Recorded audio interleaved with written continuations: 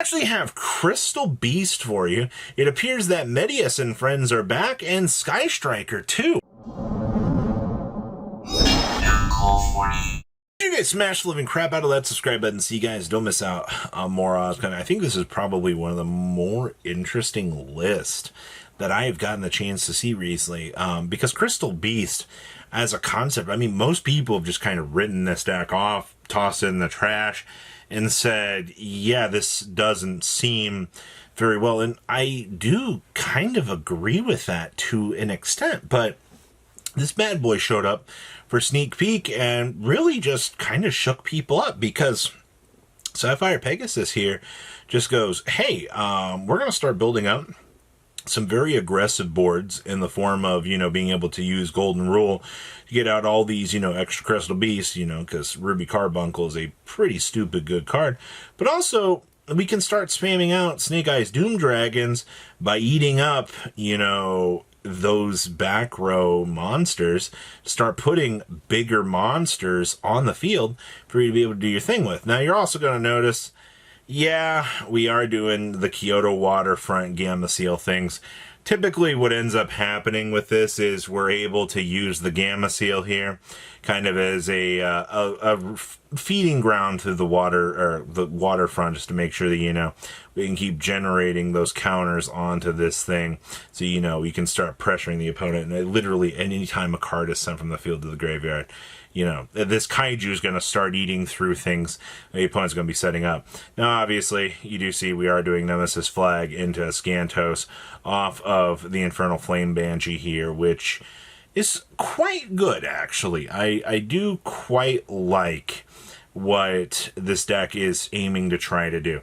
You've got a lot of very good, solid pieces coming together with this deck. It definitely feels much better than some of the other combo variants I've seen.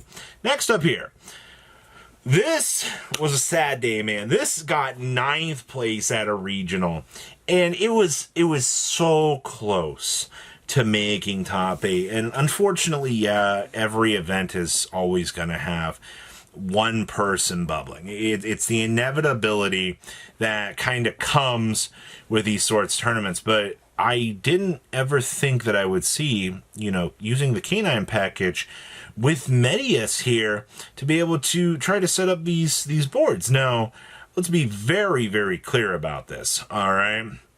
You're using the Canine package to bridge into the River Stormer to go get one of our favorite cards in the whole wide world, which is the Planet Pathfinder. Every single time good old Planet Pathfinder is involved with something, you know that there's going to be some sort of delusional BS that's going to be coming with it. And that's where, you're going to get access to your 2 big fusion monsters once you establish the Acropolis. Now, you're not really going too crazy on the monsters in this deck. And I think this is probably the thing that's kind of hindered a lot of people in the past when they've looked at trying to build this deck, because a lot of people can be like, well, I need 3s and 2s and, I gotta maximize on these numbers. No, you don't. You don't have to play extreme large numbers of these. Also, a Growflare is a level 5, so you do have some extra synergy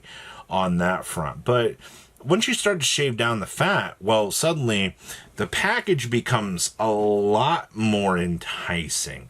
You're going to be a lot more interested to kind of test out the ratios and to try to get those numbers into a place that, you yourself are going to be very, very happy with. And that's what we're seeing here.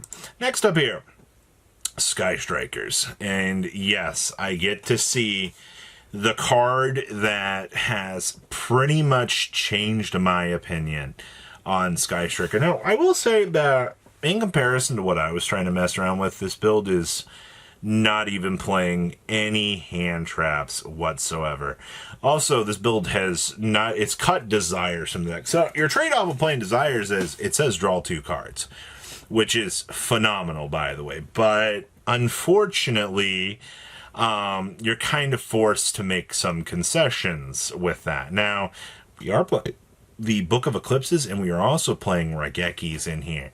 I think this is something that I made the mistake on, was I wasn't actually choosing to play the Raigekis. I think Raigeki is a bonkers card, man. Especially if you slam this down and you're able to just board break your opponent through, like, Book of Eclipse, and then you just go through and do linkage OTK, like, you're just going to win the game from there. It's actually absurd to me how strong this is. Now, we are also playing Foolish Burial Goods of the Metalphos Fusion.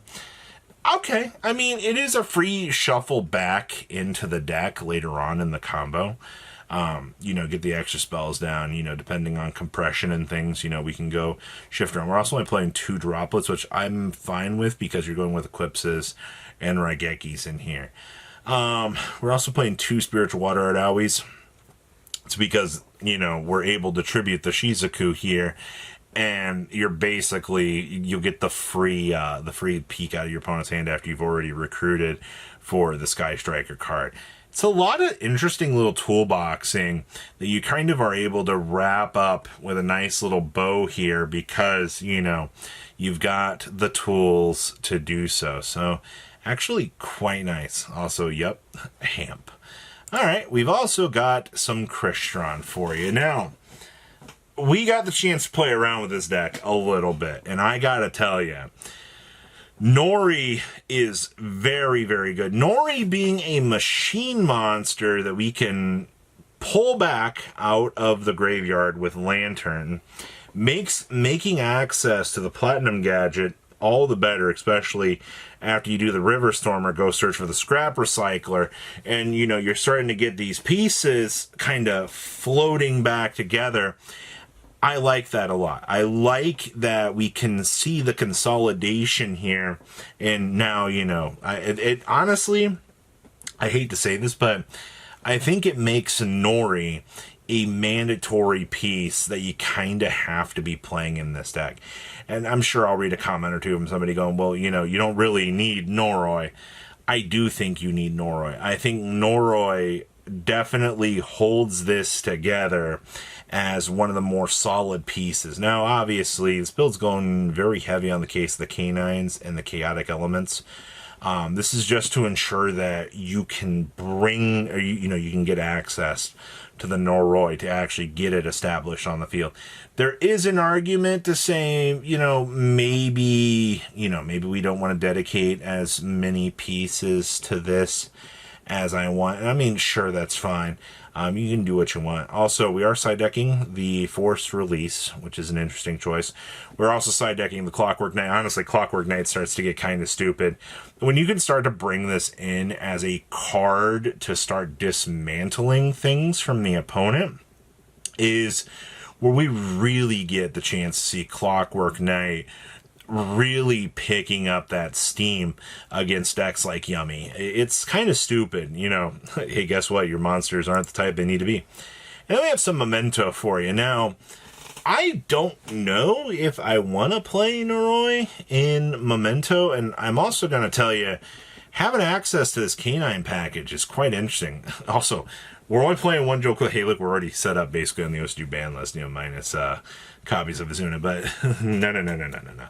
I think the pieces that we've got going here are fine. We are also side decking Case of the King. We're not even main decking the Case of the King. So we're just kind of game one.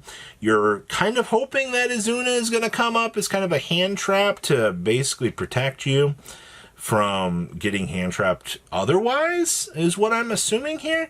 Because you're kind of side deck, you're kind of taking away like the other pieces. I guess like if you do this into this, and you can grab the Joe Cool into the Lantern, but like you still don't have those supplemental pieces that you want to be seeing here to try to close out the game. I don't know, it's kind of an interesting choice. I see we're also side decking the Horned Dragon down here as an extra piece. I don't know, this list just feels very, very kind of, I don't know, it feels like we're missing something, but that's all I really gotta say. A lot of interesting list. And I kind of like that. I like that people are experimenting around with some of the more off-the-wall concepts, but It's definitely something. So what do you guys think? Please leave a comment down below. Tell me what you guys think, and I'll see your beautiful faces back here in a day, guys. Peace. Patrons, thank you.